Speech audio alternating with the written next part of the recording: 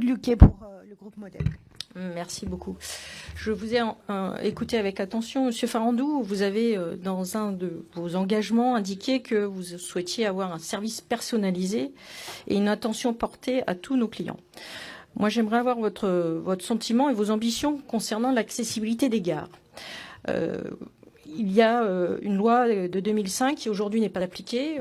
Il y a un certain nombre de gares qui ne sont pas accessibles pour les personnes à mobilité réduite, pour les personnes en situation donc de handicap, les personnes âgées, les personnes qui ont des poussettes, enfin des mamans avec des poussettes ou des papas avec des poussettes, pour les personnes qui peuvent avoir quelques difficultés à se déplacer. Je crois qu'aujourd'hui c'est quelque chose d'important. Moi je suis élue d'une circonscription de préfecture, donc à Melun en Seine-et-Marne. C'est en dehors l'aspect de la ligne R aussi que je prends pour venir à l'Assemblée.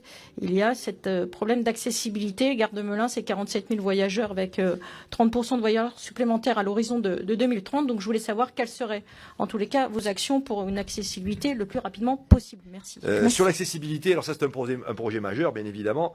Il n'y a pas que nous qui sommes en retard. Hein. L'ensemble du pays, à chaque fois on se met sur les transports, mais si on regarde les bibliothèques, les piscines, etc., le métro parisien, etc., on va se rendre compte qu'on n'est pas les seuls à être en retard. Bon, la loi de 2005 était généreuse, mais les moyens sont énormes et colossaux pour mettre en accessibilité l'ensemble des équipements. Il faut le faire.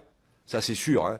Les valeurs républicaines valent. Hein. Liberté d'accès, égalité de traitement. Et c'est une forme de fraternité de faire en sorte que tous nos concitoyens, on pense aux personnes à mobilité réduite, mais on est tous potentiellement à mobilité réduite. Hein. Personne n'est à l'abri de se casser une jambe, d'être un parent avec une poussette ou des grosses valises. Enfin voilà. Les situations de mobilité réduite sont peut-être plus larges que celles auxquelles on pense. Et bien évidemment, on doit poursuivre nos efforts. Alors c'est pas qu'il n'y a pas d'efforts. Hein. Il y a des schémas, notamment autour des gares. Hein. Il y a des schémas importants, un schéma national qui est fait à peu près à moitié. Il y a encore du boulot. Des schémas régionaux.